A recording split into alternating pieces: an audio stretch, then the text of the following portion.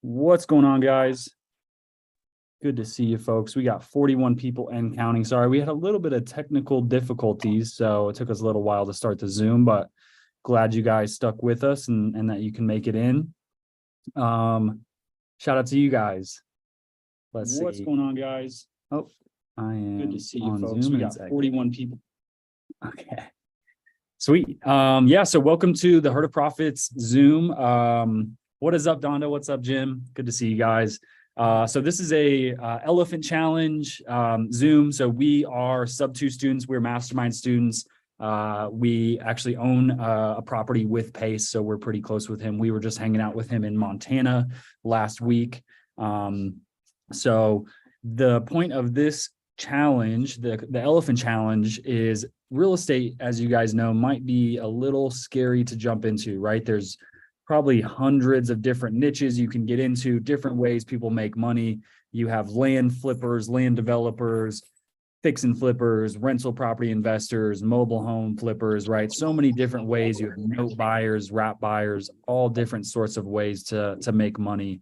So the only way to get started is the exact same way you eat an elephant. You just eat it one bite at a time. So that's kind of what we are here to help you guys with, is just to get started, answer your questions, and point you guys in the right direction and just be a support system for you. So our Zoom is totally free. We do it twice a week. Tuesdays, the Zoom you guys are in today, today's Tuesday, is just a general Q&A. So if you guys are brand new to real estate, you have no idea how to get started, feel free to raise your hand. So if you go to the reactions button in the bottom of the Zoom, you can see a little raised hand icon. So go ahead and raise your hand if you got a question locked and loaded. We will get started answering questions in a second. Like to make some shout outs first though. So like I said, we run 2 Zooms a week. Our next Zoom is on Friday. That's at noon Mountain Time. So if you guys can make it noon Mountain Time on Friday, our Friday Zooms, we pick a specific topic. So that could be calling agents, that could be underwriting, that could be identifying properties, land, mobile homes, single family, multifamily. We'll pick one topic and go in an in-depth discussion about that. We might underwrite deals live. We might call agents live. So we usually pick that topic the day of and dive deep on it. So hopefully you guys can make it to our next Zoom. First of all, I always like to know who my newbies are. At least if you've never been to a Herd of Profits, that's the name of our group. If you've never been to one of our Zooms, if you could type a 1 in the chat for me, just like to see who our newcomers are. Nice. A couple of newcomers: Shakia, Jesus, Matt, Mike, Zana, George, Charles, Eric. So many people. I'm not going to keep going, but yeah, thank you guys so much for being in our Zooms. We appreciate it. Hopefully you guys can get some good feedback and get some good advice from us today. As usual, we have some people that are in our Zooms all the time. So I'm just going to go first name basis. Quick shout out to Mary, Donda, Artie. Let's see, who else am I missing? If you guys have been in here and a couple times and I don't shout you out, let me know in the comics section. Eileen, good to see you. Enrique's always in here. A lot of newcomers, it looks like. Gina, Jim and Donda. I think I already said them. Joey's saying Jim and Donda. If I didn't say you guys, shout out to Jim and Donda. And some other people I'm sure I missed, but yeah, shout out to you guys. Thank you guys for always being supportive of us. Erica, oh, Erica's in here. Good to see you, Erica. So let me share with you guys some good resources first, right off the bat. So we have our very own Facebook group. If you guys didn't know, it's called the Herd of Profits Facebook group. We have 1,300 members and growing. So I just dropped a link to that in the chat. If you guys want to join our Facebook group, feel free. It's totally free to you, no cost. 1,300 members and growing. We're not as big as Pace's group of about 100,000, but we will get there one day. But the benefit to that is your comments and posts will not be lost in the algorithm. So feel free to join that. I would say the best part of our group is the resources that we have for you guys. So If you come to this files tab, and I'm going to drop a link specifically just for this files tab, there is some really good stuff for you guys. I would join if I was you, just for the resources we have. So right off the bat, we have a seller finance frequently asked questions. So if you guys are out there calling sellers, calling agents, pitching seller finance, this is a good document, not only for you to have, but also to send agents and sellers so they understand how seller finance works. Common questions and concerns regarding selling on terms.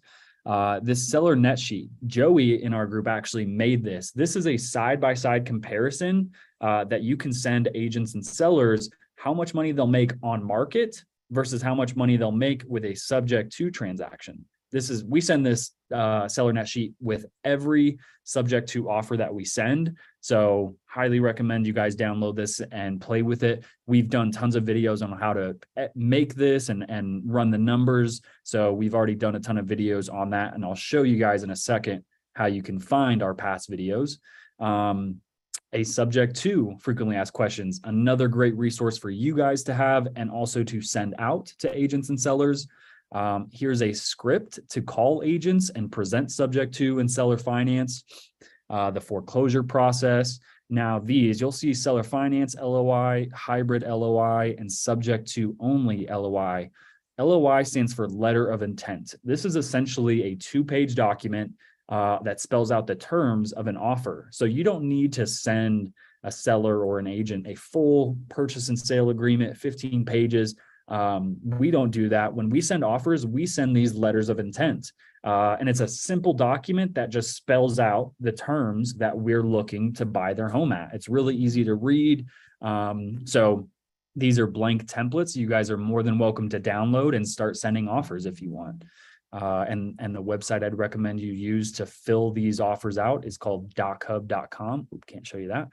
Dochub.com is a free PDF editor website. You can edit up to 5 PDFs a day, totally free. If you don't want to pay anything, make sure you don't sign up for the pro version. If you want the pro version, it's essentially like DocuSign. You can add signatures and all that good stuff in there. So make sure you guys get DocHub. That's what Pace uses. So we just follow what he does. Deal or no deal. This is an underwriting calculator to underwrite rental properties, specifically creative finance, but it can be cash too. So make sure you guys download this. Helps you underwrite and figure out what numbers to run a deal at.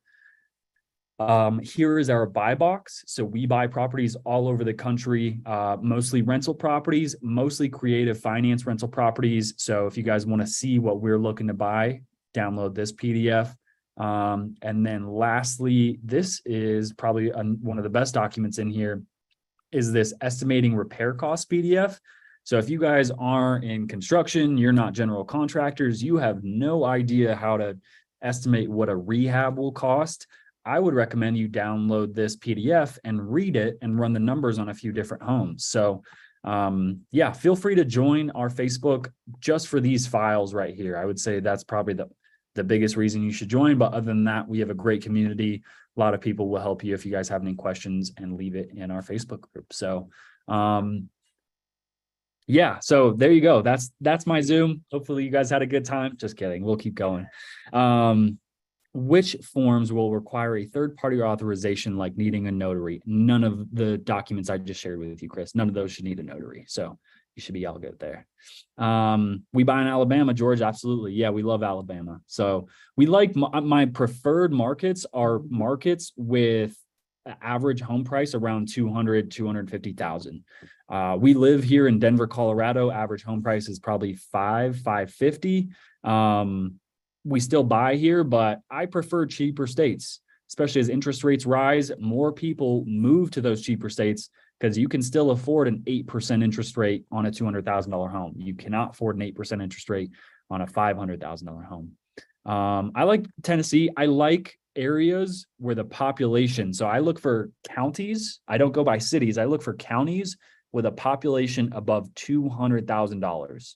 Or excuse me, 200,000 people. So if it's below that, I don't really want it. I don't want rural farmland areas where nobody lives. I don't want Egypt. So Michael, you were sneezing. Michael sneezed, everybody. Say bless you to Michael. Michael, if you join our Herd of Profits Facebook group, you come to files. Our buy box is right here. Reps is the name of our company. Real estate problem solvers. Come in here and download that PDF. Bless you, Michael. No worries, man. So, okay. Lastly, if you guys want to see some of the old Zooms that we've done, like I said, we've been doing this for a little over a year now. We only started saving them on Angie's YouTube about 6 months ago. But if you guys want to come and check out our old Zooms, feel free to click the link I just dropped in the chat. That will bring you to Angie's YouTube channel. We just passed 1,000 subscribers, so now we're on the road to 2K. So we're at 1.05. If we can get another, let's say 30 subs today, I will give each and every single one of you a high five. So if you guys could come to Angie's YouTube channel, subscribe, again, totally free. It does not cost you anything. Yeah, it's been a year. It's been a while. It's crazy. So, but yeah, we have Zooms where we've called agents live. We've done a lot of Q&As. Look, here's an calling agents live. We listened to recordings of other people calling agents live and gave them feedback. So any Zooms that we've done on Fridays are probably a little bit better Zooms, but we've still done some really great Q&A Zooms. So we walked an agent through a contract. This was 3 weeks ago. So yeah, definitely come check out Angie's YouTube channel and subscribe. Cindy says, is the Q&A session, when do you have a talk about possible deals? So yeah, Cindy, I mean, if you have a possible deal right now, feel free to raise your hand and we can go over it. So I will leave it there. Let's go ahead and get started. Nobody's got their hand raised. You guys are all real estate experts. I love to see it. Great Zoom. I'll see you guys next week. Just kidding. So if you guys have a question, it could be about anything. Probably not dating advice. I'm not great at that. But if it's real estate related, if you have a question about how to get started, how to pick a market, how to call agents, what's subject to, what's seller finance, feel free to raise your hand. So again, go to the reactions, raise your hand. I will prioritize people that have their mics on and their hand raised. But if you'd like to post it in the chat, we can go over that too. Rez says, thanks, Gina. I am on one today. Would love to discuss a deal, but I don't like YouTube streaming. How else can I get the info of a potential deal to you all? Great question, Rez. Actually, that reminds me of a thing I forgot to mention. Zana asks, how do I pick a market? I'm in Reno. I will get back to your question, Zana. Let me share one last thing with you guys. So forgot to mention, again, join our Facebook group. If you guys come to this featured tab, come over here. So the second one, Rachel Schwartz, she's on our team. She is our back end integrator. So if you guys ever need to get in touch with us, you will likely be talking to Rachel and she'll point you in the right direction. But if you guys ever have a lead you're working on and you're not sure what the next step is, let's say an agent has accepted your offer, or maybe they want to get on a 3-way call with you to discuss what subject to is, or maybe you got it locked up and you need help finding a buyer. Whatever the process you're in is, whenever you get stuck and you're not quite sure what the next step is, that's really the point of the Herd of Profits or the Elephant Challenge in general, is we will help you get to that next step and hopefully get that deal closed. So we have a link that you can submit your leads on. So here's a direct to agent lead form. So if you guys click on that, we also have a direct to seller lead form. So either one you click on, the other link to the seller lead form and or the agent form will be right here. Shakia, do you have to be a sub 2 student to submit a lead form? Great question, Shakia. The answer is no, you do not have to be a sub 2 student. Anybody can submit this lead form. So some simple questions that we'll ask you. One, have you even spoken to the seller or the agent? That is a requirement for us. Please do not just send us random properties you find on Zillow. We want you to take some action. We want you to call that agent, call that seller, information, and at least try to move that deal along before you say, well, I'm stuck. Pick up the phone and start dialing. Your wife hates you, you're broke, pick up the phone and start dialing. If you can, if someone knows that quote, drop it in the chat for me. But no, you don't have to be a sub 2 student. Joe asked, when is the next elephant challenge? I don't know, Joe. That's a good question. The last one was a couple of weeks ago, so I'm guessing another couple of weeks. So yeah, fill in your information. The most important thing that we need from you guys when you submit a lead is not, I mean, obviously we need the agent's info, seller's info. That's all important. Property info is great. This is what lets us know if a deal is a deal or not. We need what are called the 4 pillars. The 4 pillars are the most important things. We cannot determine a lead, or at least a property is a lead or not, unless we have these. The 4 pillars are, if you guys want to write this down, take a mental snapshot, is motivation. That's the most important one. If a seller's not motivated, it's not a lead, right? So we need to know their motivation. Are they in foreclosure? Are they going through divorce? Is it a death in the family? Are they getting redeployed, relocated for a job, right? We need to know, why are they selling? Next one is timeline. So how soon do they need to sell? 30 days, 90 days? Can they sit for 6 months? Do they need to sell yesterday, right? We need to know timeline. So those are the first 2. Condition. So what kind of condition is the home in? And then asking price. Those are our 4 pillars. If you don't have those, you cannot set a lead. We need those 4 for it to be a lead. So you need to, if you're calling on market, price and condition are fairly easy, right? Because they're going to have a price listed, and there's most of the time going to be pictures. So we can see the pictures. We can roughly guess what the condition is. Motivation and timeline are the 2 things, the most important that we need. So awesome. You guys are killing it in the comments. We need those 4 pillars.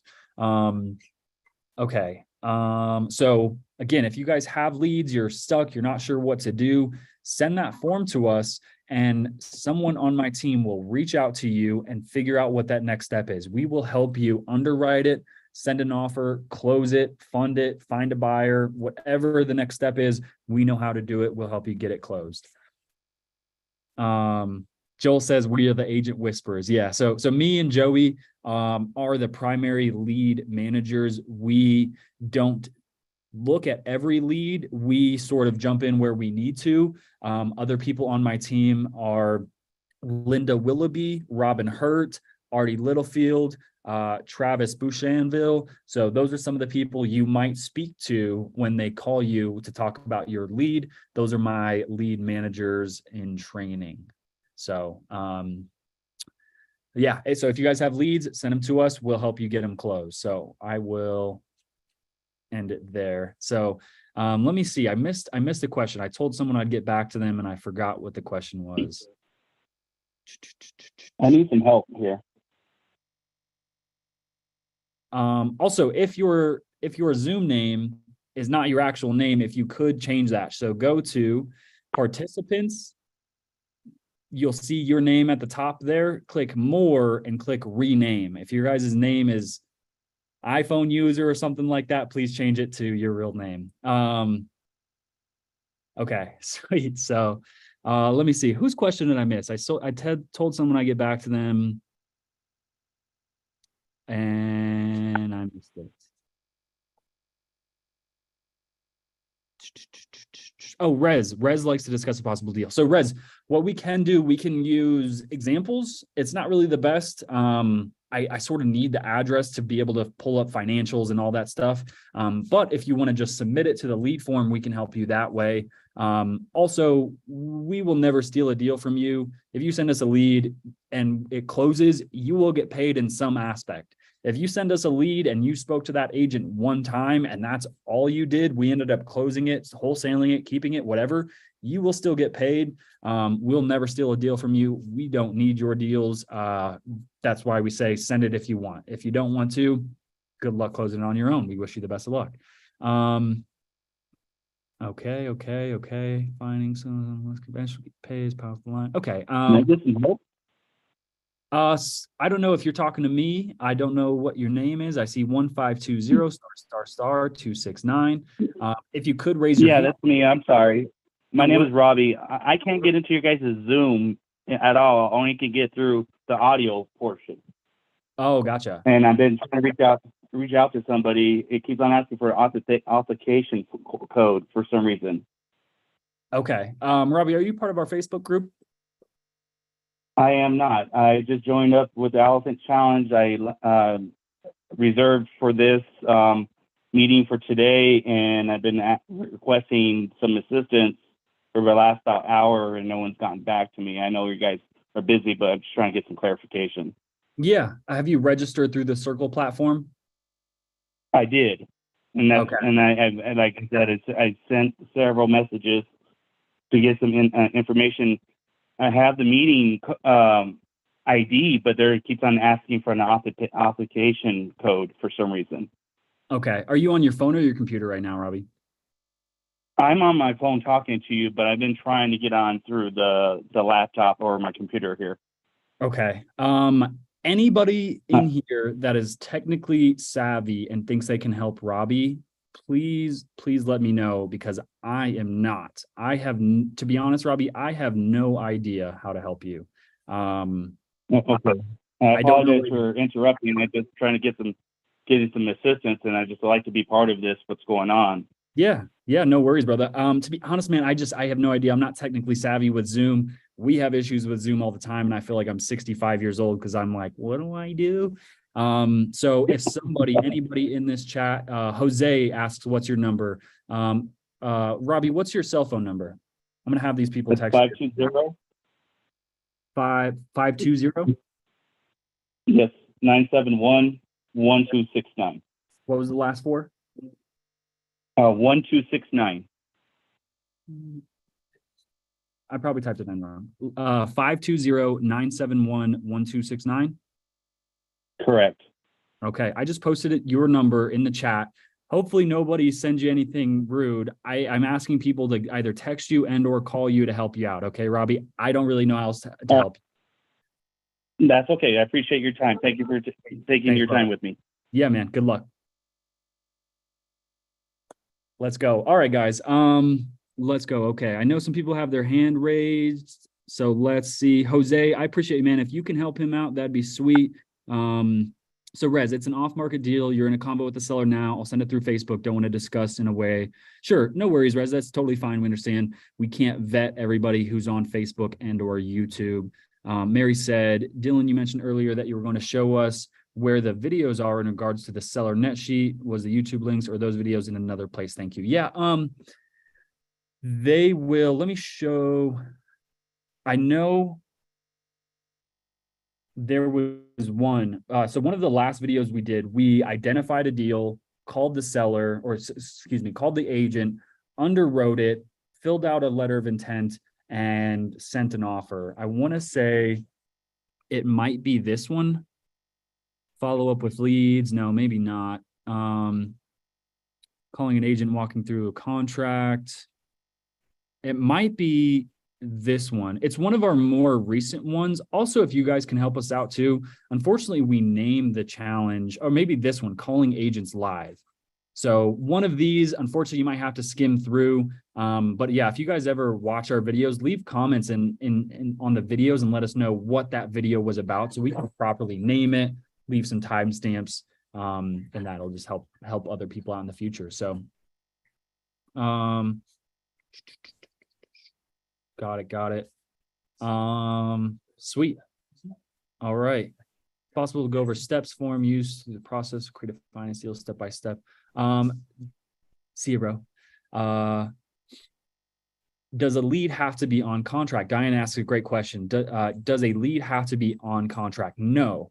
So let me stop my share again. So a lead could be, right, just a seller that has their hand raised, or someone you called that you know they want to sell their home, right? That's a lead. Now, what takes a lead from a cold lead to a warm lead is knowing the 4 pillars. So you don't need to have a contract, but you do need to know their motivation and their timeline at the very least, and then condition and price help, right? So those are leads I would consider. Okay, let's get started with some Q&A. Miss Donda Molinex, everybody. What is your question, Donda?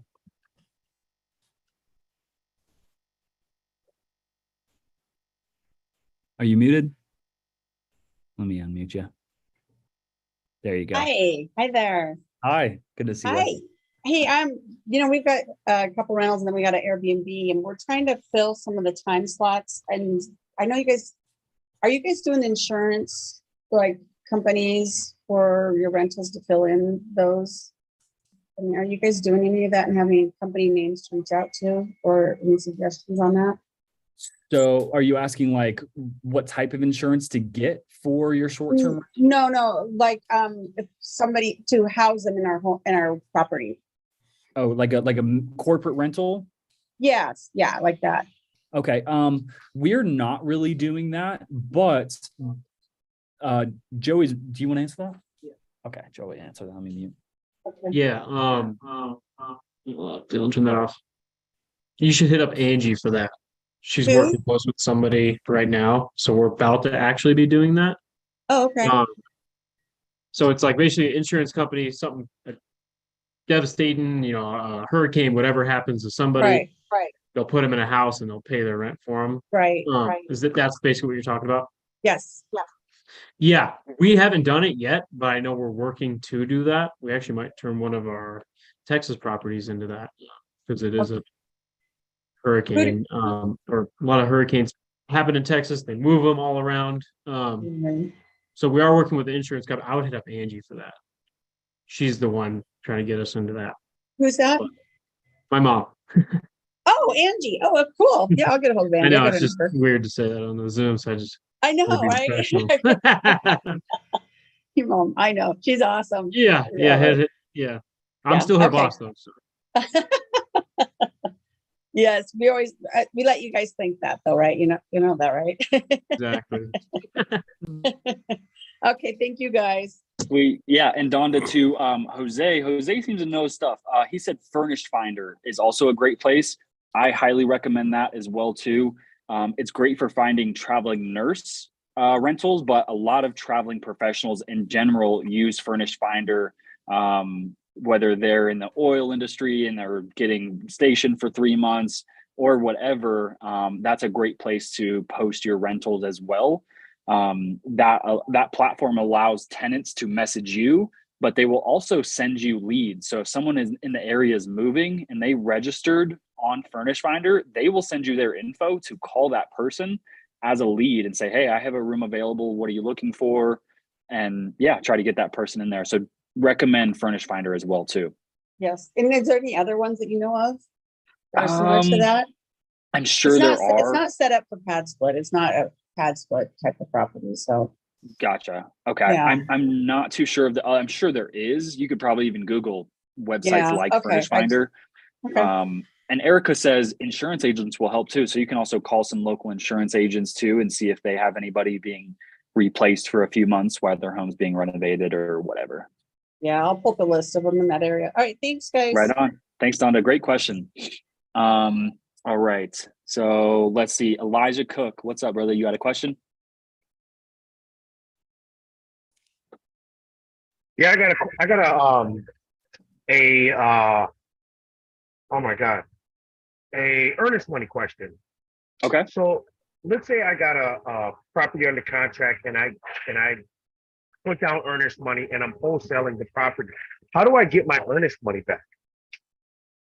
Good question. So there's a few different scenarios, right? So there's two different scenarios if you put earnest money down. First scenario is, right, you find a buyer and the deal closes. At the closing table, you'll get your assignment fee plus your earnest money back. So the title company will send you your earnest money back. So that's the first way. And then two, whenever you're wholesaling, right, you're putting up your earnest money.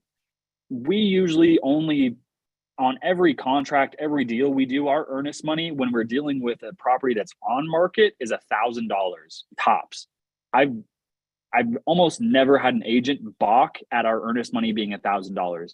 That seems to be a sweet spot where it's like, okay, we're serious, but we're not putting down $5,000 of earnest money. Most agents are pretty happy with that. If I'm dealing directly to a seller, then I'm usually putting $500. Depends, if your seller is pretty savvy, if they're an investor themselves, you might want to bump that up. But if it's just a person that has bought their first home and they don't really know much about real estate, $500 is okay. And then when you go to wholesale it, I am getting $4,000 to $5,000 to $8,000 in earnest money from my buyer. And if your buyer is not willing to put that much money down, they're not a serious buyer. And they have no inspection window. Our buyers that put earnest money down, their earnest money goes hard immediately. There's no refund. So they better know that they want this property. If not, they're just kicking rocks. So Elijah, if a deal closes, you'll get your earnest money back from the title company with your assignment fee.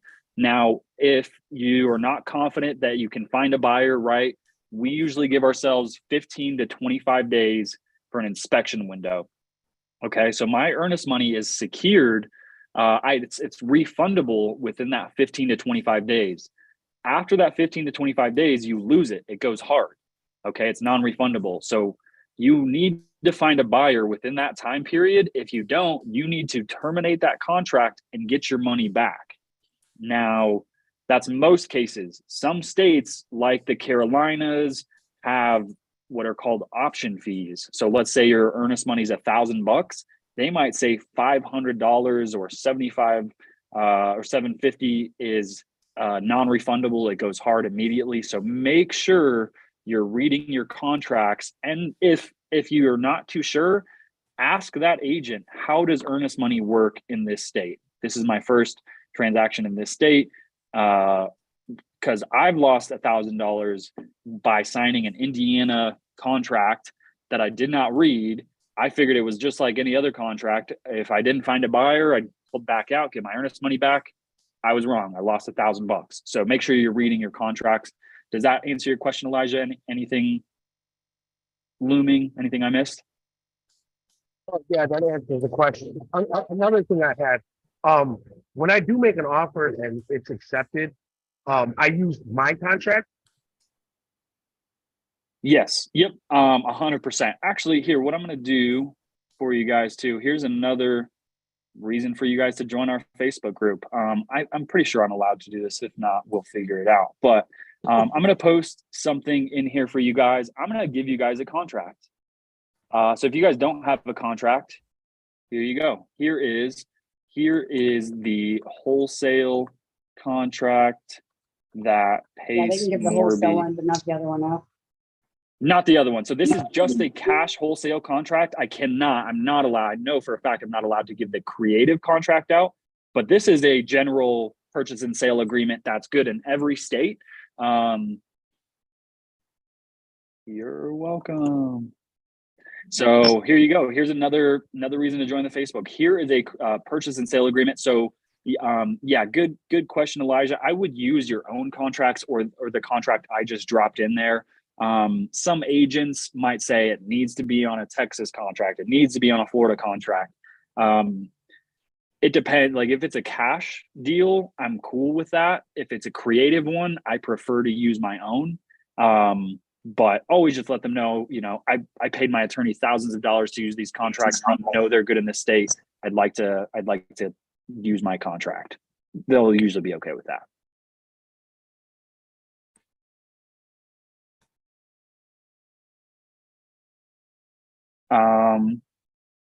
Does that answer your question, Elijah? Yeah, it does. Thanks a lot, man. Okay, sweet, man. Oh, Thank and you. where did you drop that contract?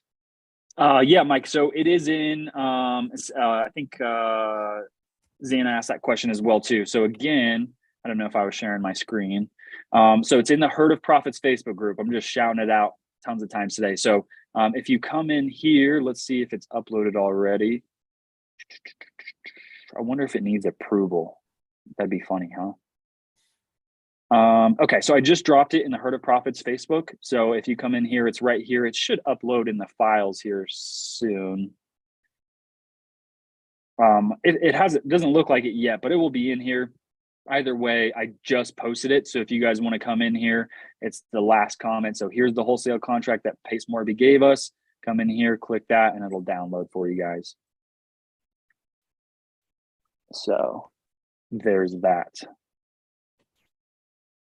Sweet. Okay, Mike says just got to refresh. Okay, so it is in there. There you guys go. Let's see if I'm missing any questions. Sheila, hopefully I'm saying that right. Is it worth it to work with two agents on a lead? I reached out to an agent that helped me get my 2-fam home. However, he is not the listing agent. on the list of properties he shared with me. How would that work with sub 2, and would it? Amazing question, Sheila. So the only time I would ever work with 2 agents is on a cash transaction. The reason being is because the seller, if I'm buying, the seller is the one paying both those agents. So I don't care if I have 2 agents, 4 agents, right? The seller is the one paying that. In creative finance, seller finance, and subject to, right, we usually offer to pay the listing agent their commission. So if you have a buyer's agent, now you're essentially doubling that cost. So anytime I'm doing a creative transaction, I tell the listing agent I'm unrepresented. I don't need a buyer's agent. Fortunately for me, my team, Angie, she's a broker, at least here in Colorado. So we have a lot of good resources, but never, I would say almost never work with a buyer's agent. So let me just share that with you guys too. If you guys are looking at Zillow for leads, which is an okay place to find leads, right? So if I'm looking at this property, here's a home in Fountain, right? Here's your listing agent. It shows you right below this overview who the listing agent is. Now, if I click contact agent and fill out my name, it's not sending it to Keith. It's sending it to a random agent that is going to pay Zillow for my contact information. And so if that agent calls you and you say, oh, well, I was trying to get a hold of Keith, I don't really need an agent, they're going to be upset with you because they just paid Zillow for your information. Joey dropped it. So here's Keith's number right here. You can call Keith directly. Now, let's say their phone number is not always listed, right? So let's say it just said Keith Buckhold, eXp Realty. You can just Google Keith Buckhold, right? Again, we're pretending his phone number wasn't there. eXp Realty. And look at this. Pikes Peak, eXp Realty. Let's see if it shows it. So you can find his name right here. It might show you his phone number, but if you type in this, here you go. Here's Keith Buckhold, eXp Realty. Just Google their name and click on a couple of the links. You'll find their phone number if it's not listed on Zillow. So most of the time you don't want a buyer's agent, but with cash, it's okay to have one. So that's my spiel on that. Okay, let me get to my people that have their hands raised. Elijah, I'm assuming I answered your question. George, what do you got for me, man? Hey, can you hear me okay? Mm-hmm. I'd like to, first of all, thank you guys for what you're doing. Thank you for your time. Appreciate your input. I actually have been talking with agents. I had a deal to fall through back in June and kind of felt like I needed to take a step back, be a little patient, and arm myself with some knowledge. So I've been doing that.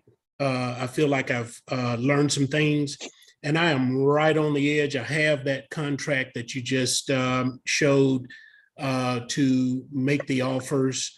And so I'm just right there on the edge. The only thing is just what you were talking about. What do you do next? So my first question is, what is the normal turnaround time on the lead form that you showed? Because as I put in the chat, I think it's a 3-day requirement to have earnest money deposit in Alabama. That's one thing. So how soon can I expect to have some help? Should I either get something under contract or am right there in that sweet spot between I've talked to them, they kind of want to, make a move, and I'm stuck right here. That's question number one. What's the turnaround time on the lead form? Okay. Let me answer that, and I'll let you go to question number 2, I'm guessing. Okay. So amazing question, man. We are fortunate enough to have our plates full. So sometimes we're overwhelmed, sometimes we're not as busy. So it really depends. I would say give us at least 72 hours. Sometimes we're quicker, sometimes it might take us a little bit longer. Me, Joey, Angie, Rachel, and Dom just took 7 days off in Montana, and then I was gone for another 5 days. So as you can imagine, I came back to just fires. So sometimes we're out of town and we're busy. Sometimes we have I think we have 5 closings scheduled this month and a couple already scheduled next month. So we try to get to everybody as quick as possible. So the answer would be just to give us as much time as you think. Your next step is, once you get a signed contract, is you need to find a title company that is okay with working with wholesalers. Only way you can do that is maybe Facebook will help, but the best way to do that is just call these title companies. I think outside of maybe agents, tons of people are scared to call title companies because they think they're lawyers and they're super intelligent. They're just normal people. Call title companies and say, hey, do you guys work with wholesalers? Do you do subject to? I'm kind of new. Is there stuff that you can help me with? This is my first wholesale deal. They will be, and to be honest, most people that work with title companies, at least in my experience, tend to be women. And no offense to anyone, but they're extremely nice. Like, they're very nice. They're usually not rude. They will answer your questions. So yeah, call a couple title companies in your area and see, do you work with wholesalers? I'm new to real estate. This will be my first wholesale transaction. Is there anything, can you guys provide some guidance? One of the most important questions is to ask is, I would honestly maybe not ask this, but like, look at their reviews. You want a title company that will answer their phone anytime you need. The worst experiences we have are where title companies don't answer the phone, because they're the ones like pulling the strings on this real estate thing. So if they're not answering, you're like, well, shoot, I don't know what to do. So find a title company that answers their phone and that is just nice and works with wholesalers. Right. Well, you kind of led me into my question two. I've come to an epiphany that I've been looking at properties that are probably on the low end of the spectrum, looking for a deal. And in actuality, what you want are desirable areas, homes that are neighborhoods that are desirable to live in. Those are not necessarily going to be your 65, 75, 85, $100,000 houses. So that leads me to essentially another roadblock, at least in my mind, is the disposition side of things. If I get a house that's $300,000 under contract, and I've got my earnest money in play, how do I gain confidence that I will be able to disposition it, at least on the front end, wholesale wise? And then my desire is to build a portfolio. So I would like to, at some point, get to be able to buy and hold and then move into small multifamily. So I've got a plan in my head. It's just the steps to get there with confidence that I'm not going to get stuck holding a property that I can't move. You know what I'm saying? 100%. So how do I gain that confidence to just I know it's step by step. I understand that. But by that same token, I'm coming off a deal that fell apart. So I'm kind of like wanting to make the right move at the right time to successfully complete the mission. You see what I'm saying? Yeah. What's your advice to something like that? Man, I love it, George. I admire your insight and your just the goals that you have. We align very similar. So I love real estate. Not that it's because, I love houses. I think it's the best vehicle for me to be financially free. Exactly. I love snowboarding and golfing. That's what I want to do. Unfortunately, I'm not good at either of those enough to get paid. So real estate's my next best step. And I'm a fisherman, by the way. I love it, man. I love fishing too, man. There you go. Sweet. So, real estate, it's fun, man. I love it. But if I could get paid to golf and fish, and that's what I'd like to do, but real estate's that next best step. So you're right. How do you start acquiring rental properties that pay you enough money to where you can just fish full time, right? So it's exactly what we've done. It sounds like you have the same ideas. We want to build up a wholesale business that sort of pays our salaries so we can start acquiring rentals. And then if the wholesale business keeps going, that's great. But if not, we at least have this reoccurring income from our rentals where I can go golf all day. Right. So to be honest, man, it's tough, right? Like real estate, you're asking, how do I eat this elephant? The only answer is one bite at a time. So when me and Joey got started, we made thousands and thousands of phone calls. Literally, I swear, 2 to 3 to 4 to 500 phone calls a day to sellers and agents, shooting ourselves in the foot, sounding like idiots, not knowing what we're talking about to get to the point where we're at. And it didn't take too long, like I've been in real estate. I've read a lot of real estate books. You can tell I'm a young guy. Me and him have been doing this full time for about a little over a year. So it did not take too much. Right. Probably a year and 6 months.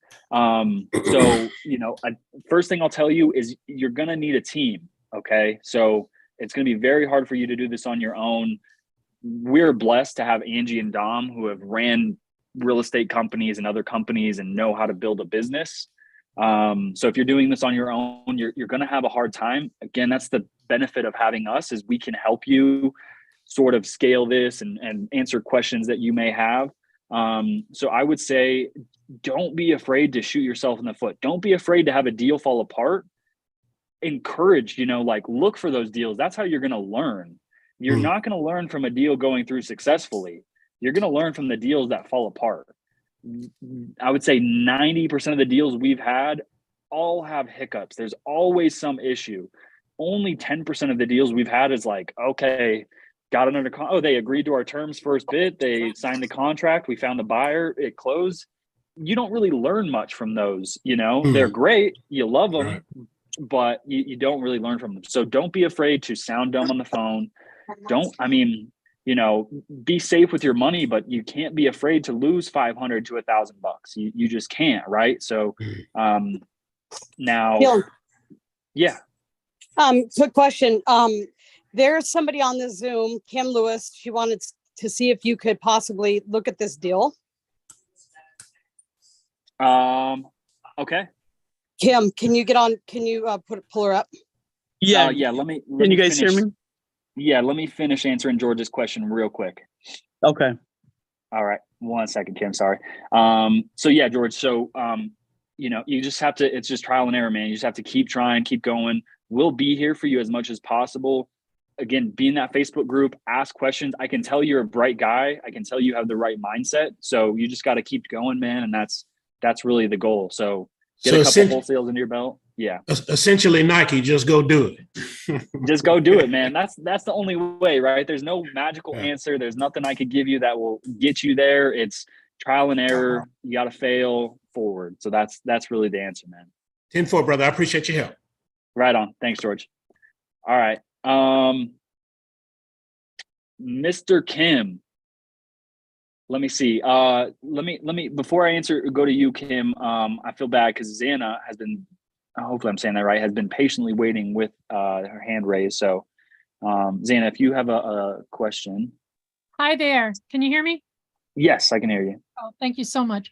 So absolutely brand new to this, like it's a mind bend for me because I've been working in the woo-woo field, doing counseling and stuff like that for a long time. Anyway, okay. the question that just keeps like popping up every day is, how do I find a market, Dylan? How do I find the market? Okay, great question. And I can answer this fairly quickly. Where do you live at right now, Xana? Am I saying your name right? Xana. That's how you pronounce it. Okay. And I live in Reno. Okay. You live in Reno. Okay. Yep. So, and you're new, so it's overwhelming, right? Like you want to start in Reno. I know you do. Everybody wants to start in their own market. Nevada's not bad. Las Vegas is a great area to invest. There's fix and flips. There's tons of successful real estate investors in every state. There's successful real estate investors in North Dakota, if you can believe it. So study your own market, right? Figure out what works for you. I'll give you some advice. I know what works well in Nevada is midterm rentals, okay? Because there's tons of traveling professionals that move there for residencies. They stay there for a few months at a time. I would say stay away from Airbnb in any market. Airbnb is not a great place for new investors to get into. Midterm rentals, so traveling nurses, sober livings are great in Nevada. what else is good? Pad split. So looking to pad splits is another good niche. And then fix and flip is obviously good out there as well. And then don't be afraid. I would say pick an affordable market. Nevada tends to be average home price 400, 500,000. I would say pick an affordable market and learn it. And the only way you're going to learn it is by calling agents, calling sellers, looking at Zillow all day, and just learning that market. I like Alabama, parts of Tennessee. Tennessee can be expensive. Ohio, Indianapolis, where else? Georgia, South Carolina, Florida, more expensive, but also tend to be affordable. But pick your own market, learn it, and then pick a more affordable market. So just pick one. Ohio, Indiana, Indianapolis, Alabama, Oklahoma is great. Texas is great. Just pick one and just start going in that market. If you know anybody in those states, that's great, but you don't have to know anybody. You don't have to know the market at all. But learn your market and pick a more affordable Midwestern market. That's what I would say. Any questions about that? When you say learn your market, what do you mean? Learn it. What are you talking about? Know what areas are nice, right? So like I'm here in Denver. I know that all of North Denver is all suburbs. I know South Denver is very expensive. I know East Denver tends to get more sketchy. I know West Denver, very expensive. You're closer to the mountains. So learn those markets, right? Learn what the average home price is. See how many foreclosures are happening in those states. See what the average days on market is. So just do some market research, right? Like these are all Googleable questions. If you have access to ChatGPT, I'd recommend playing with that. But also I'm gonna drop an Instagram guy that you guys should follow. This guy is an amazing guy about market research. I'm making sure I spell his name right. Okay, so I'm gonna type this in. You guys can find this guy on TikTok, Facebook, Instagram. This guy has Reventure Consulting. Follow him on any of those platforms. He does market research about real estate all day long in tons of different markets. But that's what I mean by that, Xana. Okay, thank you so very much. I appreciate your time. Sweet, thank you. All right, Mr. Kim, let's see what you got for us. I want to meet you there. All right. How's everybody doing today? Everybody's good? Good, man. Good, man. Good deal. So I've got a sub-2 deal in Buckeye, Arizona. Entry fee is $39,900. It's a 5-bedroom, 2-bath, I believe. The lot size just above 30,000 square feet. It's a 2,000 square foot home. It's brought to me by a wholesaler that wants me to sign an assignment contract before I can use my sub-2 contract deal and any addendums or any of that kind of stuff. I have to sign their paperwork first. With $5,000 hard money, which is a non-refundable earnest deposit to the title company. They're hot on my heels, and so I reached out to Angie, and so Angie wanted me to bring it up to the group and see if we can underwrite it and see if it's a workable deal. Okay, I love it, man. Are you comfortable sharing the address? Yeah, I have no qualms about it. I mean, let's do it. Yeah, so let me pull it up. Can you still hear me? Yep. Yeah, I got you. Okay, perfect. So it's 718 East Baseline Road, Buckeye, Arizona. Okay, got it right here. Right Perfect. on. Okay, so foreclosure, beautiful. It's it's a pre-foreclosure. Okay. And that's why they're looking to get it taken care of ASAP. Okay. So, and this kind of goes back to Xana's question, are you familiar? Are you in Arizona, Kim? Yeah, I'm in Avondale. This is just a next door neighbor to me as far as towns are concerned. Okay, nice. Okay. But yeah, this kind of goes back to Xana's question, right? Is like, how do you learn real estate markets? Like, what market do I pick? You just have to just spend a ton of time looking at these markets. I study the Maricopa County market on a regular. That is probably my biggest thing I do. I study it, see how many foreclosures are out there, how many, things are sitting on the market. I kind of watch the market, days on market. And I'll start hitting those agents up, seeing if they, would be interested in creative deals. But see, I got Pace Morby and everybody else out here, so I'm in a very competitive market out here in Maricopa Yep. County. Very, very competitive. Yes, yes, you Yeah. are. So just me, like same thing. I think most sub two students are very familiar with Maricopa County. So I know that Buckeye, right off the bat, I know this property would probably not make sense as a rental. You're Right. I mean, it might, but maybe yeah. I mean, even a midterm rental, maybe not. Like, are there hospitals nearby? Have you checked that out? Well, I'll tell you what's going on right now with our area. So there's a lot of development going on, apartment complexes, houses are going up faster than they can be sold. So what's going on is we're starting to spread out. So Buckeye, what once was a far out suburb, is now actually where people are kind of going to kind of get away from the rat race of being in town. So Yeah. you're starting to see development go out there. We're starting to get Walmarts and, Chick-fil-A's, and all the whale companies are starting to gravitate to that area. So it may not be good for a long-term rental, but definitely like a pad split or maybe a midterm rental. It was what I was thinking. Okay. Okay. Sweet. Would you consider doing a wrap on this property? Are you familiar with wraps?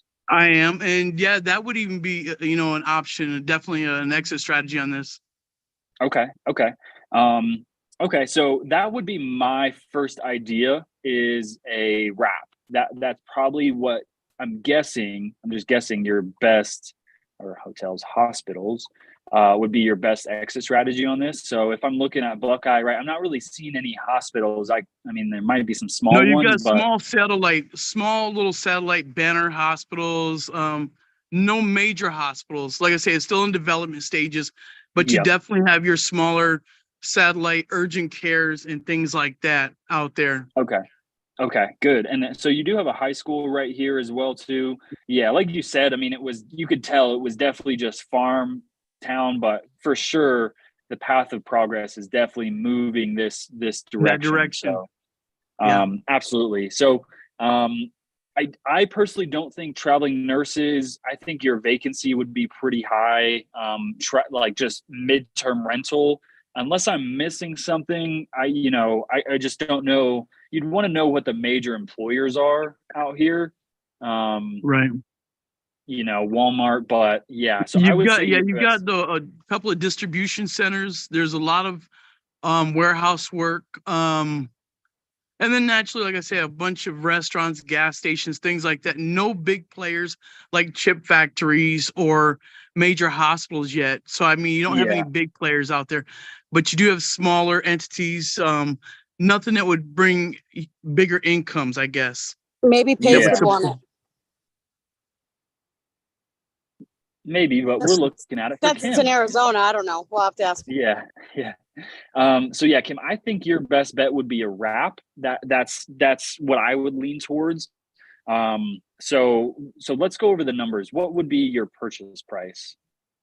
To get in the deal is $39,900. And it's a sub 2. Okay. 39,900. Do you know what the purchase price is at that range? Yeah, let me go back to my text real quick. Okay. So the purchase price is $318,427.67, and that's on the remaining loan with an interest rate of, I'm sorry, go ahead. So that's just the remaining loan amount then, right? Correct. Yep. Okay. Loan at 2.875. Nice. There you go. Okay. 318 427 at 2.875, you said? Correct. 5. Okay. Do you know what your PITI is? Yep, 1880. 1880. Beautiful. Okay. Any balloons? Anything like that? No balloons. Okay. I'm gonna look at it myself here on PropStream. So yeah, 318 exactly. FHA, so it is an FHA. It looks like, I'm guessing if your wholesalers are smart, it looks like there's some sort of down payment assistance.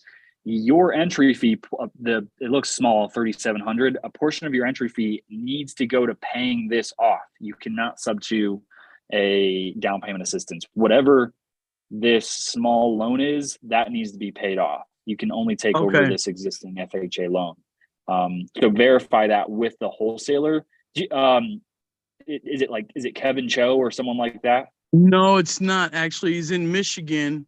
His name's Forrest, and he's not a sub 2 student, because that was one of the questions I asked him. I said, "Hey, are you a sub 2?" He said no. So Okay. Ask him to send to send you his contract. I would not buy it I unless tried I to get saw. so that was a part of the issue too. I tried to get the AB contract. I told him I can't enter into a BC without having AB. I've got to know Yeah. what I'm looking at, and and all that kind of stuff. And he just kept kind of forcefully pushing their assignment contract for me to sign that and put my 5,000 earnest money up before we can proceed forward. And so I can't do that until I see the AB contract. Yeah, That's like sure. driving a car with with your eyes closed. Yeah, it's like buying a car with your eyes closed, because he wants to assign a contract. And that means, for everybody else in here, you're literally taking over the exact terms of that contract. So you need to see what that contract is. It could say like, you're required to paint this house pink, and you have no idea, or obviously something crazy like that. He can redact it. He can remove the numbers of it. So whatever his earnest money is, he can cross that out. He can cross off his purchase price, his, the agent's commission, the down payment to the seller. You don't need to know all of that. You just need to see the legal terms of that contract. So 100%, I would not sign an assignment contract without seeing that A to B, and let him know, redact it, but I need to see it. Right on. And so that's where I'm at now. So I'm trying to get him to come down at least 10% on that entry fee, at least 4,000 or 5,000, because this way, if I turn around, I reassign it to somebody, I can make, something off the deal. If not, maybe do a wrap on it, but I just wanted to see the AB before I moved forward in any of it. So him and I are kind of still going back and forth a little bit. Yep. So Yep. It looks like Kevin Burke's seen this deal as well too, which happens. People market these all over. So let me answer some questions real quick, Ken. Pad split for guys coming to build these biz. Pad split might work. I'm not too sure. Hey Dylan, I spoke to Pad Split. They don't have it here. It's too far for them. Gotcha. They won't do it. Gotcha. Okay. Good to know. So Pad split, we know now. Yeah, I got the what's same I get the same information. Nice. Okay, so Shakia, we will answer that question in a second. And then Shant says, isn't 5K high for EMD? No. I mean, if I'm going to wholesale this to a buyer, as long as I've given them all the information and they're serious, they're ready to move forward, 5K is totally normal. That lets me know they're serious. They're ready to go. So I'm sure, Kim, that's normal to you, but when you're not being shown a contract, yeah, 100%. But I would see a contract first. Yeah, and so that's where I'm kind of at with it. And I just wanted to make sure that from your guys' perspective, if you think it was something that I should even pursue, the 5K, not a problem. That's not even my issue. It's one, not seeing the AB. Two, do you think, what exit strategies would you see with this property, knowing where it's located, and just different things like that. And if you guys don't think it'd be excellent for a pad split, as far as an exit strategy, what exit do you kind of see?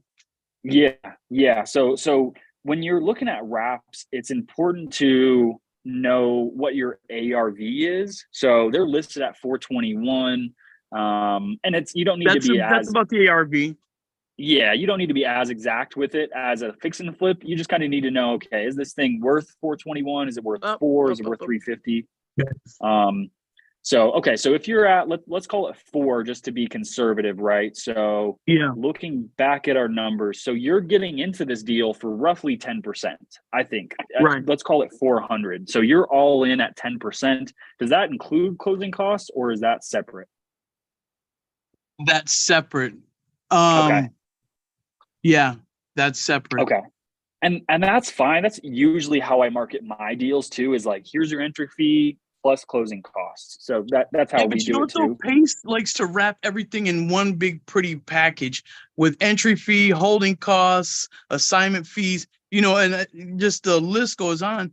And then a lot of the wholesalers I deal with, they don't wrap it up as pretty as Pace likes them to be. So when I talk to people, I'm like, oh, so that's that's everything in total. Oh, no. So yeah, Yeah, sometimes you have to read between the lines. Don't be deceived by that 39.9. That's just that fee for the seller and the wholesaler. exactly. That's not Yeah. everything in total. I'll show you too. So this is how we market our properties too. So the only place I actually post the address is in sub 2. If it's not sub 2, I'll just give the city. But I list some info about it. Here's their purchase price. Here's their entry. It's negotiable, 48,000, 10%.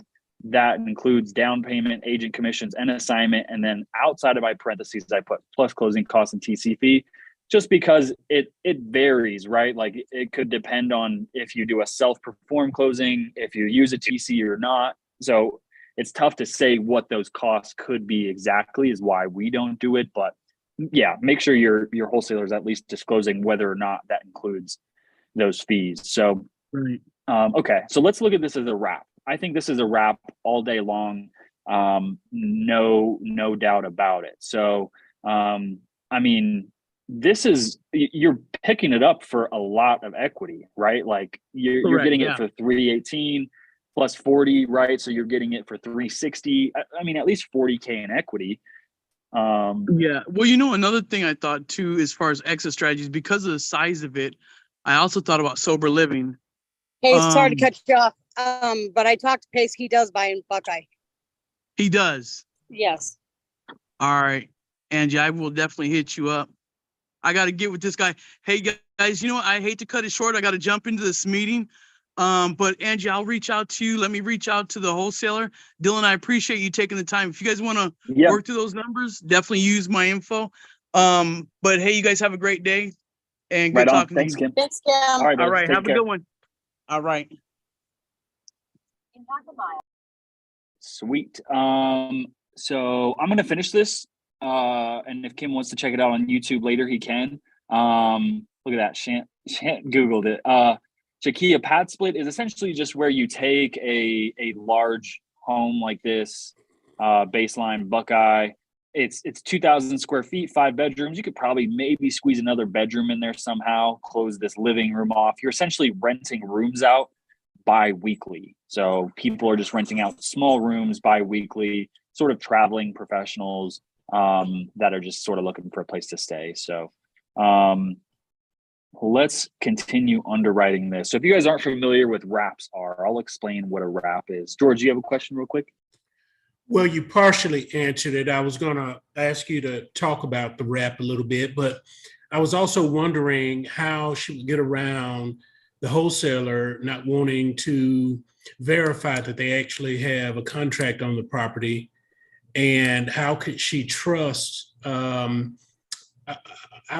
guessing she would send her money into escrow, but how could she trust that she was putting her money in a situation that's not at risk?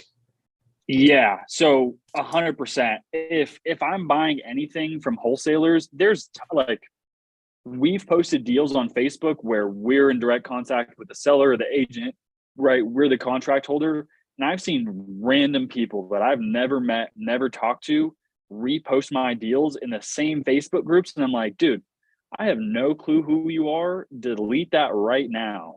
So very well could be someone like that. So if I'm ever looking to buy a deal from a wholesaler, I'm saying, are you the contract holder? If not, that's fine. I don't care. As long as you have permission to market this, that's cool with me. Who is the contract holder? Because I need to talk to them.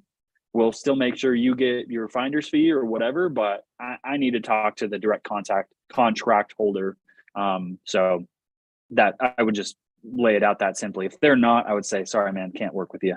Is it customary to actually get a copy of the contract that's in force? Is it customary to get a copy? Absolutely. At least for me, like we've wholesaled stuff where our buyers don't ask for the contract. Totally fine with them. They trust us. But yeah, because when you sign an assignment, you're taking over everything in that contract that person was legally bound to, you're now legally bound to. So for sure, you want to see that contract and what it says. Because like I said, it could say that you have a 1-year balloon, or right, like you want to make sure you're reading what you're signing. So very, for sure. Good question, George. Right on. Thanks, man. Elijah, did you have another question, or is your hand still just raised from last time? I can't tell.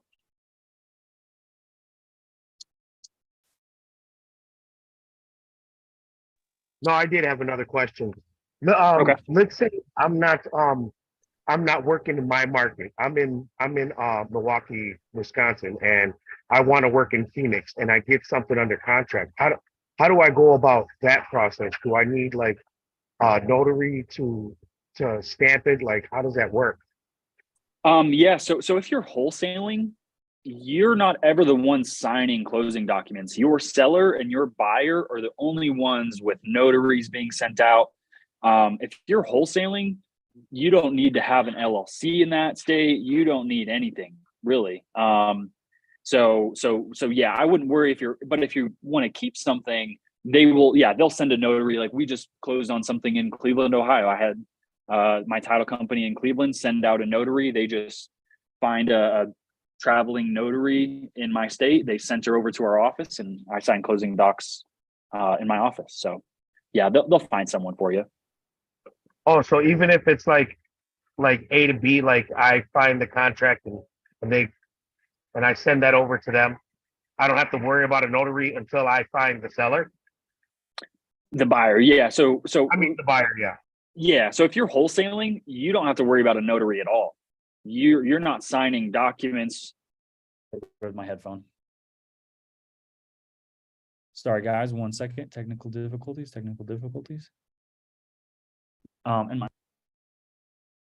Okay. So yeah, if you're wholesaling, you're not needing a notary for anything. You get the contract, right? Your sellers sign a contract with your agreement as the buyer. That doesn't require a notary. You then find a buyer and then send them an assignment contract, and then you and them signed it. That doesn't require a notary. At the closing table, the title company sends closing documents and a notary to the seller and to your buyer. You don't need a notary at all. Dylan, is that a rule of thumb that we need to ask the AB contract every time we get from a wholesaler? I would if I was you. Yeah.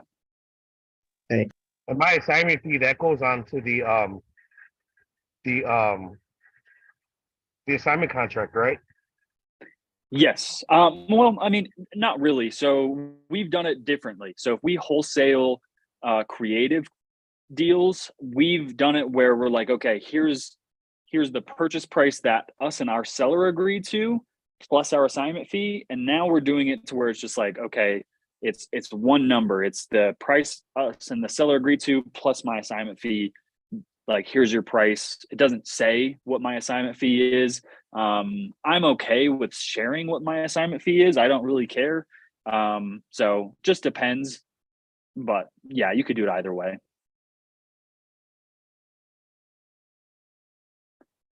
Okay.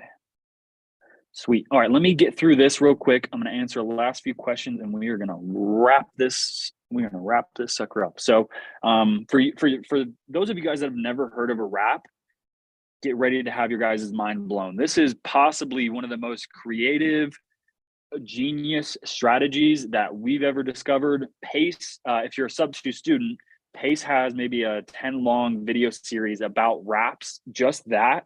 I would say just that, if you're considering joining Sub-2, just those 10 videos are worth $100,000. So to buy into a mentorship that's lifelong with tons of other videos and community, is worth it. Just that wrap series alone is worth 100 grand.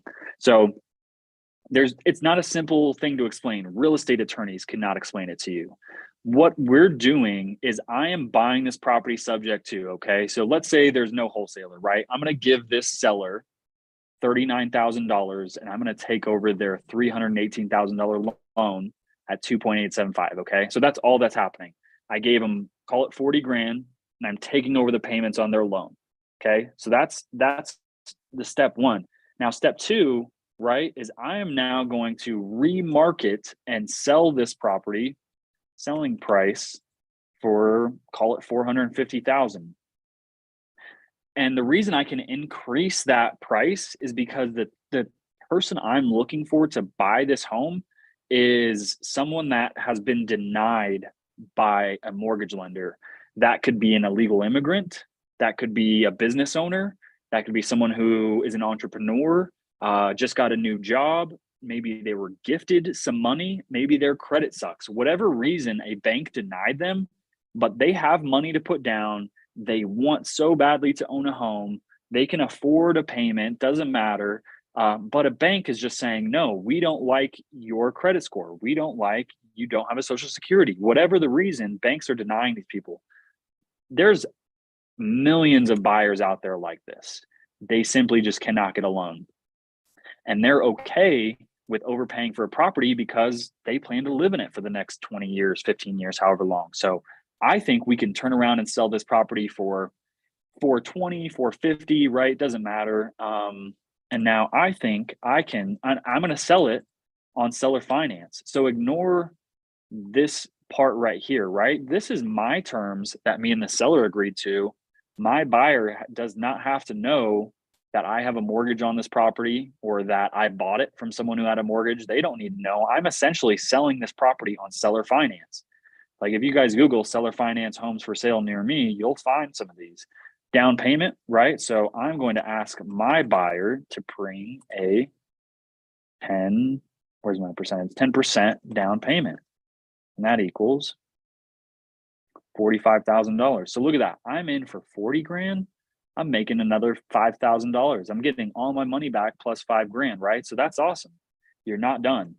I am going to give them, instead of a 2.8% rate, I'm going to give them a let's say rate. I'm going to give them what banks are giving. I'm going to give them a 6.5% rate. So let's say I'm not going to do the math, but I'm going to say their PITI is, it's probably even more than this, is 2,800. Okay. So now look at this. I'm going to call it 2,880 for simple math.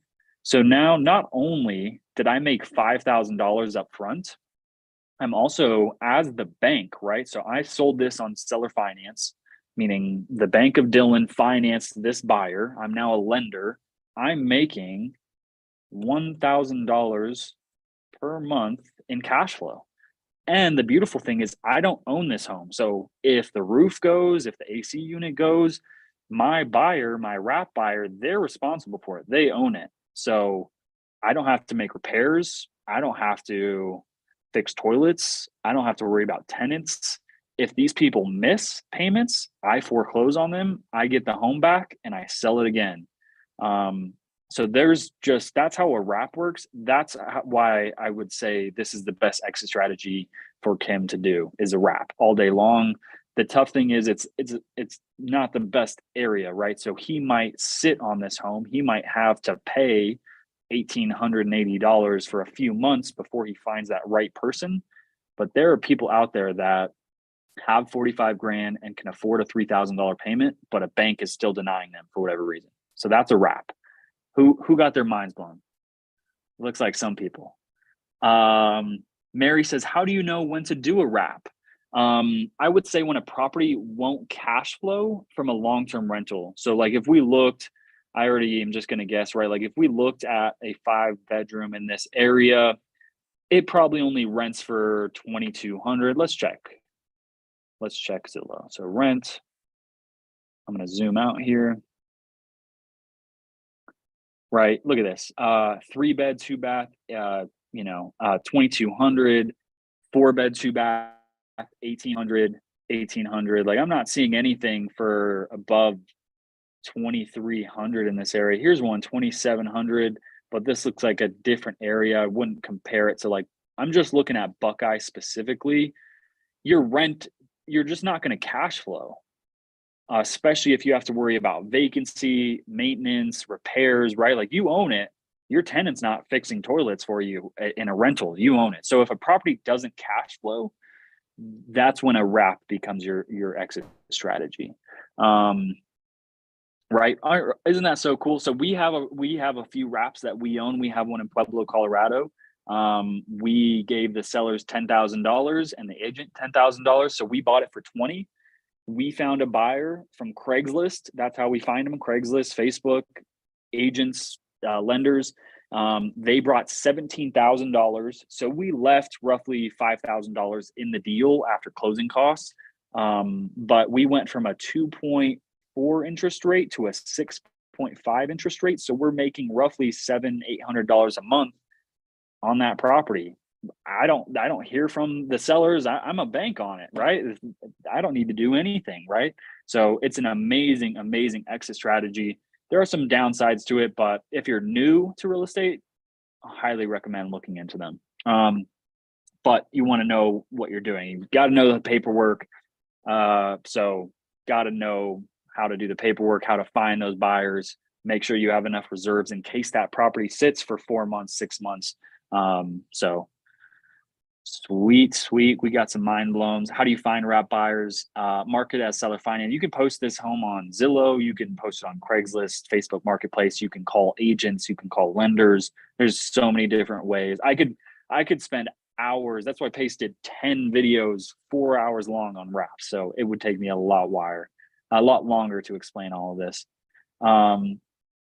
Kevin, how do you vet them to be a good choice? I make them apply with my mortgage lender. So I still check their credit. I still check their debt to income. I'm just not as strict as a bank is. Miss Stevie Brown, everybody, you have a question, Stevie? Okay, you ready? Mm-hmm. So I haven't gone through all the videos yet, but all right, so I'm working on a deal here in Phoenix, which everybody wants to come to Phoenix. I don't know why, because everybody's already here. So yeah, but it's the most saturated market. Everybody wants to invest here. But anyways, I'm working on a deal here to 3.25% interest rate. It's in Gilbert, which everybody wants to live in Gilbert or Chandler, East Valley. It is a sweet deal. I've been working on it for over 4 months now, 5 months, something like that. The deal is that it does not cash flow as it doesn't really cash flow as a long-term rental. It could cash flow as a midterm rental, but I was thinking about a wrap for sure. Okay. So my thing is that I want to hold it. Okay. So I'm thinking about holding it myself. However, I would probably want to get the entry fee from a Gator, right? And then get the entry fee from a Gator. But here's the thing, she wants a balloon. And so that's the tricky part, right? Yep. So she wants a balloon. So if I do a wrap, I have to do like a lease option that's sooner on the, like, so if she does like a 7-year balloon, I have to do a lease option with the wrap on a 5-year note or something like that. And if they can't finance it in that 5 years, that kind of like shoots me in the foot having that balloon, doesn't it? Not necessarily. So Okay. there's a couple of things I'll mention. So first thing I would say is, have you explained a wrap to that agent or a seller? Have you explained what that is and No, what your I haven't talked to her are? about the wrap at all. No. Okay. So I do that. I would explain to her, right? Like, this thing won't cash flow from a rental. Here's what my exit strategy is. I'm going to wrap this, and you can explain to her in detail how it works and all that good stuff. So, and that will let her know this is why a balloon kills this deal for me. Okay. So that's how to maybe get around it. If she doesn't care, right? She still wants her balloon. If you think about it, if you're in for less than 10%, you find a wrap buyer to bring you 10%. Right. And then let's say over 5 to 7 years, you're cash flowing $500 to $700 or $1,000 a month. And then at that 7th year, you can't refinance, and that, or let's say your buyer can't refinance, right? You would take the home back. Now you might have a ton of equity to where you might be able to refinance it in your own name or sell it. Right. So it's still not a bad idea. Right. If you can't refinance it, you can try to list it. Make sure you have some contingencies in there that, okay, I at my do. 7th, perfect. Okay. I So talked if you to do, her about that. Yeah. That if it doesn't appraise at the current price, then I would be able to extend that balloon. there you go. So, and then if your buyer doesn't refinance, and then ideally you don't want your buyer to refinance, you want them to stay in there because you're making cash flow, right? So, Right. and if they don't, you get the home back. So I would try to sell it and or refinance it into your name or get another loan on it somehow. But if all else fails, right? Let's say you can't sell it, you can't refinance it, the seller takes it back from you. You made your money back with the down payment, and you just made 7 years of cash flow, you know? So it sucks you lost it, but you're still in the positive. So Okay. I would say go for it. Yeah. Yeah, I really want to hold this one on myself. So I'm just trying to, it's not locked down yet, but it's close. You got it. You got it, girl. Let's go. Okay, thank I you. believe in you, Stevie. You got it. Thanks. Right on. All right. Let's see. We got a tons of questions. Okay, last call. No more questions. If you have a question, type it in the chat. My voice hurts. We're gonna end it at 5:40. So you got 3 minutes. Donda, real quick. That's an easy question. I prefer to use calculator.net/amortization. Joey uses the calculator that Caleb Christopher made. You can find that in sub 2, Donda. Let's see. Okay. Sadikin. Did I say that right? Yeah, it's Sadikin. Okay. So Sadikin. back to the other example we just went through. So it's no difference in the sales. Option to sell, right? Lease option. Is that the same? It's different slightly. So a lease option is 2 things. They're technically renting. They're a lease with an option to buy. A wrap is I'm actually selling it to them. I'm putting the deed in their name and I'm becoming the bank. So they are different. So it'll go through the title company as well then? Correct. Yep. Okay. Yep. Lease options, there's benefits and downfalls to both of them. Lease options are better because you still own the home. So if that person stops paying, it's a lot easier to evict them versus if your wrap buyer stops paying, you might have to foreclose on them. Lot different, lot more expensive process. Also, lease option, you still own it, so you can depreciate the asset, you can write off the interest you're paying. Wraps, you don't own it, so you can't write off the interest, you can't depreciate it. So different methods, different downfalls, right? But lease option, right? If you need a new roof, you might be on the hook for that roof, even with a lease option. But a wrap, it's on them. So you just have to kind of weigh your benefits. Yep. Thanks. Great question. Okay, sweet. George says I use that calculator. Good shit, George. Oh, excuse me. Good stuff. So let's see. Kevin says, what happens if a wrap wants to sell? They can sell. It's totally up to them. We put prepayment penalties because, right, like let's say they gave you your down payment, right? You're super excited. Maybe you broke even on the down payment, but you're just excited to make your $1,000 a month in cash flow.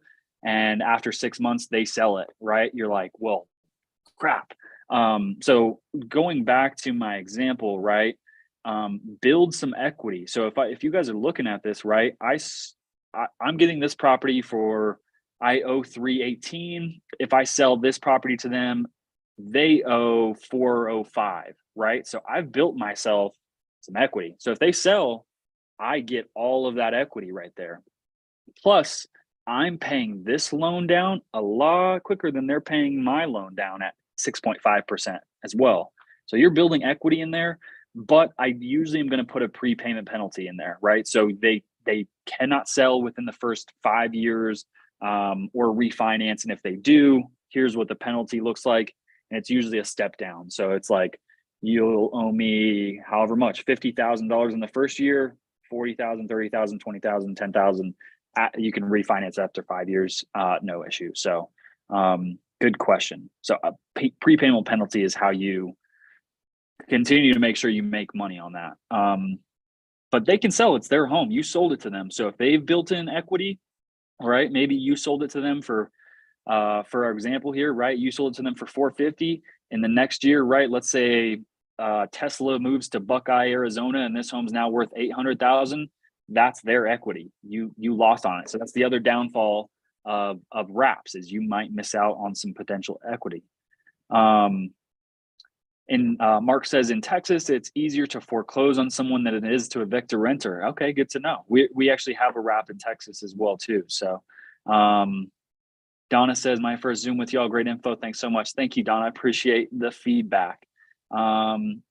Okay, last few questions here, then we're going to wrap it up. What if we find a sub 2 or wrap opportunity, like to keep it as a self-hold deal? Of course, I need help taking it to the finish line and don't mind paying the team for help guidance. How would that work? Yeah, we do consulting fees. We do transaction coordination fees. So if you have your own deal and you just need help getting it to the finish line, we can definitely help that.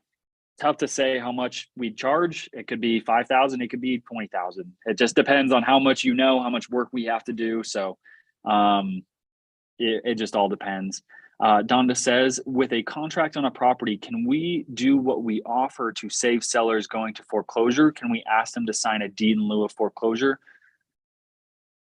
With a contract on a property, can we do what we offer to save sellers going to foreclosure? We ask them to sign a deed in lieu of foreclosure. I'm not sure what you mean by that, Donda. Maybe reword that. Shakia asked, does this work if we have a balloon with the original seller? You must have sneezed, Shakia. We just went over that with Stevie. Check out the YouTube after this Zoom ends, and then go to the end. You'll see that. Sweet compliments. I love compliments. You guys can compliment me all day. I got beautiful blue eyes. You guys can tell me that all day long. Thank you guys. How do you lock in a buyer before you find a seller for a property? Sometimes you don't, Dre. Sometimes you buy that property and you sit on it for 4 months before you find your buyer. It all depends. Donna says, we are carrying the contract on a property. Can we have the buyer sign it so we don't go through foreclosure?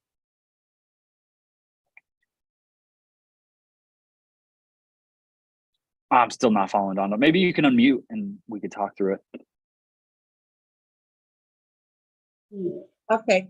Yeah, Dylan, we have a property and we're going to carry the contract on it to somebody because we bought a place and we don't owe anything on it or anything, but we're selling it to another gentleman. He's putting 10,000 down. We're going to carry the rest of it. So we don't have to try to foreclose on him if he misses like 2 or 3 payments. Can we ask them to sign that so we have it to protect ourselves? Okay. So you're selling a property on seller finance and you're asking if they can sign a deed in lieu? Absolutely. Okay. It depends on what state. In Florida, good luck. That deed in lieu is not going to stand in court at all. In Arizona, it will. It just depends on what state. It's also going to be tough to, if they refuse to leave, right, a deed in lieu might not, even in Arizona, if they're refusing to leave, a simple eviction is not going to happen. Yeah. So, okay. It just depends. I would say count on a foreclosure. Or do a lease option. A lease option would be a better scenario for that, I think. But if they really want to own it, just vet them, make sure they can afford it, all that good stuff. But expect to foreclose on them if they lose a payment. Okay, sounds good. Thank you. Yep. Sweet. Thanks, Donna. Good question. Sweet. Peace. No, just kidding. Okay. Thank you guys so much. Appreciate you guys for showing up. We had over 60 people. We tend to get over anywhere 60, 100 people every Zoom. So we will have our next Zoom on Friday at noon Mountain Time. That's 2 Eastern. 11 Pacific. Make sure you guys are there. I'm not sure what our topic will be. It will most likely be calling sellers, calling agents, underwriting, one of those types of things. If you guys learned anything today, if you've got a nugget of value, if you guys think I'm handsome, whatever the case may be, if you could shout us out. That's the best way you guys can help us out. So go to the Creative Real Estate page with Pace Morby, the Facebook group, and tell people why the Elephant Challenge is so amazing, right? Like, let people know, hey, I learned about wraps today thanks to the Elephant Challenge. Shout out to Dylan, shout out to Angie, right? Shout out our team. That's the best way. It helps our community grow. It helps our business grow. So if you guys could make a post in the Creative Real Estate, shout us out. Here's my Facebook right here. I have 2 Facebooks, one personal, one for business. So if you come across my other one, I don't know, it doesn't matter, but this is my profile. This is me with my team. This is the squad right here. This is Joey, Angie, Dom, their son, Tony, and me. I promise I am not a giant. They just happen to be a little shorter than I am. So, but yeah, if you guys could shout us out, that's the best way you can help us. Make sure you guys join our Facebook group. Add me on Facebook, add the rest of our team on Facebook. We will let you guys in if you requested to join. A couple of people requested already. So sweet. All right, guys. Well, we will see you on Friday. The link to that will be posted in the Facebook. So again, make sure you're part of that. In the meantime, hopefully you guys have a great week. Go out there, crush it, make some calls, cause some havoc. And we'll see you guys next Friday. Peace.